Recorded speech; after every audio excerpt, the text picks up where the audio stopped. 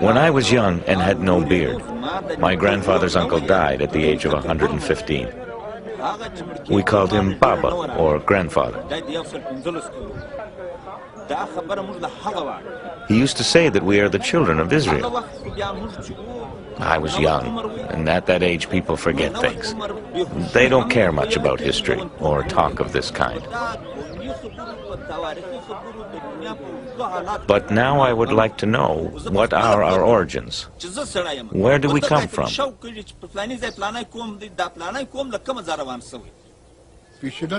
Our grandfathers always told us that we are from the Bani Israel, the children of Israel. They said the Jews are as Pathan as we are. We know that the title of their king was Mir HaGola, which in Hebrew means light of the exile. And we know the name of the king, their most famous king, was Torah Mana, which in Hebrew or Hindi means, or seems to mean, belief in the Torah, faith in the books of Moses. So unless these were all coincidental, we could speculate that the Zavula of India and Pakistan were really the lost tribe of Zebulun. It says in these texts that they were exiled to 5 places. First, the mountains of the Medes. This is in the direction of Kurdistan and the Caucasus. Second, the river Gozan. Third, Hala. Fourth, Hara. And last, Havor. Where are these places? One of the passes between Afghanistan and Pakistan is known to the world as the Khyber Pass.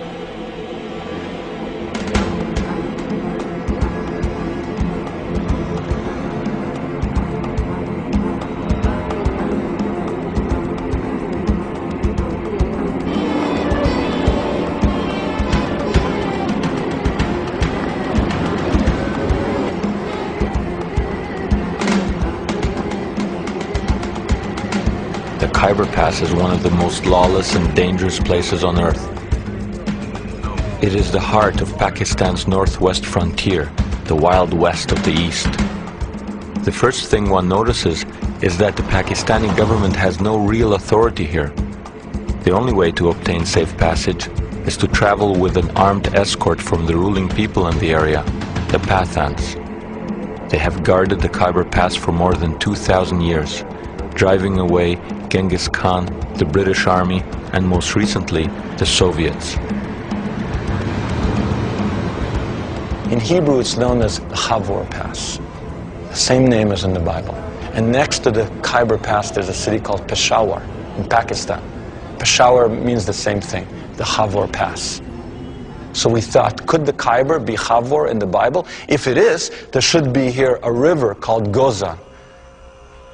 And right there, flowing into the Kabul River, is the river Ghazni.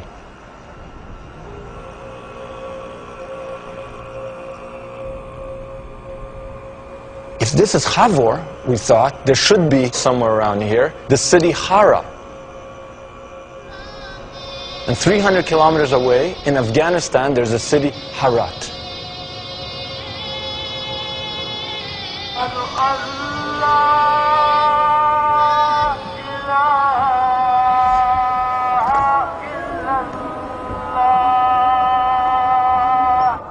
The whole world knows this area as a hotbed of Islamic fundamentalism.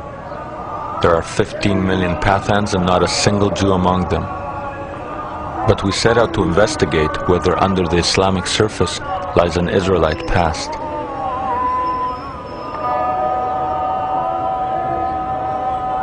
The first clue was the fact that the Pathans claimed to descend from Afghan, son of King Saul of Israel. From their perspective, Afghanistan is an Israelite name.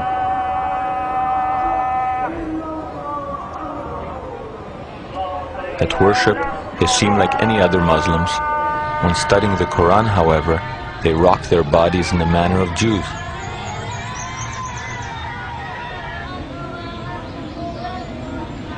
To this day, it is an ancient code called Pukhtunwali, rather than Islamic law, which commands their ultimate loyalty. Pukhtunwali, the code of the Pukhtu. And what is this Pukhtuwali? It's basically Old Testament law in a kind of unforgiving way, where you don't have any kind of rabbinical softening of it. Eye for an eye means eye for an eye, literally. Adultery, you're finished. If there is a conflict between your own Pukhtunwali law and Islam, which do the Pathans choose? Our customs are those of the Pukhtun, or Pathan. There are 11 Pathan tribes in the Khyber. We all have the same customs. The main law here is the Islamic Sharia. But we Pathan follow our own specific Pukhtunwali customs. For example, according to Islam, there must be established evidence for the conviction of adultery. You cannot convict anyone without sufficient evidence of fact. But according to Pukhtunwali, if there is even the slightest suspicion of an illegitimate relationship between a man and a woman, both are convicted and killed. The matter is closed, and there is nothing left to discuss. As in the Bible, the Pathans still engage in animal sacrifices for religious purposes. I am of the Musahel, the people of Moses. We make sacrifices of sheep. For example, at a wedding festival, our elders would sacrifice 4 sheep. Today, when times are good, a man can sacrifice 10 sheep. We make these sacrifices to please God and the people too. Also, some people used to light oil lamps on Friday nights to ask for forgiveness and blessings from God. Such are our traditions. We are in a country that is supposedly dominated by Muslims, but not Muslims, just any Muslims, Muslim fundamentalism. And yet we come face to face with people that say we are Musahel. We are from the people of Moses.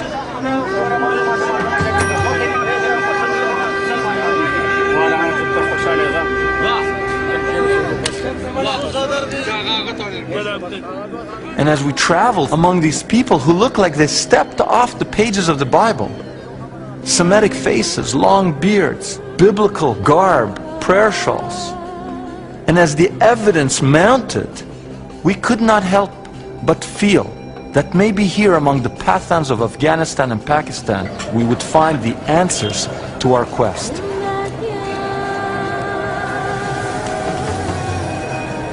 We were astounded to learn that the Pathans adhere to biblical laws that were thought to have disappeared thousands of years ago.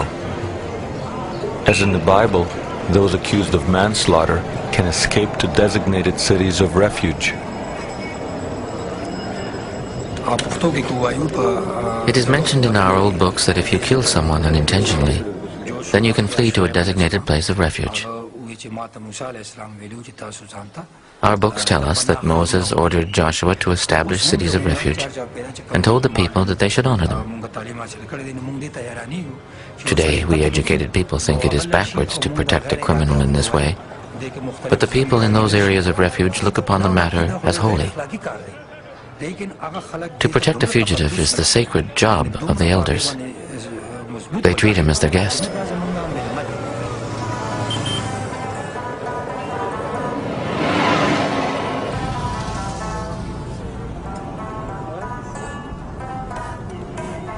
It seems the Pathans are trapped in time, tenaciously adhering to their ancient ways.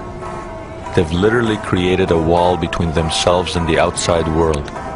They live in these extended family compounds, their women hidden inside.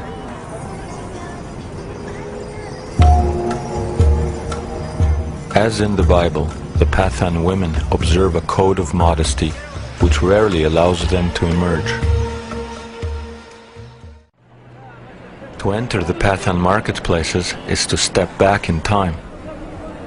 Defying all probabilities, the Pathans still live in tribal groups with Israelite names. Rabbani is similar to the tribe of Reuven, Levani, the tribe of Levi, and Shinwari, the tribe of Shimon. One Pathan tribe known as Gadun is very small in numbers, not unlike the lost tribe of Gad.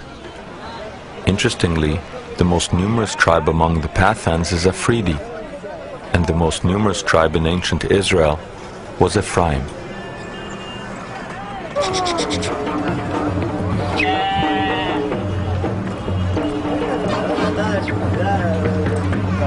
So you have Reuben, Gad, Ephraim, Shimon. 4 more tribes. So we'd actually located 9 of the tribes. Or let me put it differently. We think we located 9 of the tribes. If we haven't located 9 of the tribes, then it's a very strange coincidence going on, that you have all these people with biblical names, with biblical practices, with an Israelite memory, exactly where they should be according to the biblical map. If someone can come up with another explanation, I'm open to it. But I couldn't understand it.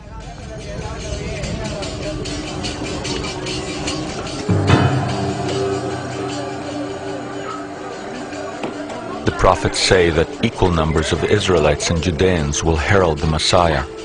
Interestingly, the number of Pathans and Jews in the world is virtually identical. The prophecy also foretells that it is Menashe and Ephraim that will take the lead in the return. In India, we had encountered the Menashe. If we were right, here among the Afridi, we had come face to face with Ephraim. However, before we could accept that the end of days was upon us, we needed more proof. We did look further. We were tipped off that across the border in Pakistan, there was another stone rarely mentioned by Western scholars. Look at that. There it is, right over there. What is it? What is it? Here, the stone was accessible. To our surprise, we discovered that it too was not written in Sanskrit, but in the Aramaic alphabet. I see all the letters, the Aleph, the Ain, and I'm standing in front of this 2,300-year-old postcard from the Lost Tribes. And when we pack up our gear and we go, and I'm like in shock, because I didn't expect to find it. I was thinking it's in Gandhar. I didn't know there was another one here. And there's 2 more in places we didn't go. And one has on it the Hebrew month of Elul. So then this guide comes up to me and they told me, don't say you're Jewish, don't say anything, because people here are very Muslim, they may not take kindly to you. So he says, why were you able to read that? And I feel, I don't want to lie to this guy. And I said, because I'm a Jew. And this person, who's supposed to be my enemy, leans over with tears in his eyes, embraces me, and says, then you are my brother. So maybe it was happening. Maybe the end of time was unfolding. I was standing there and I got goosebumps. I said, wait a minute, is this it? Am I making a film, or am I turning into the reporter from Armageddon?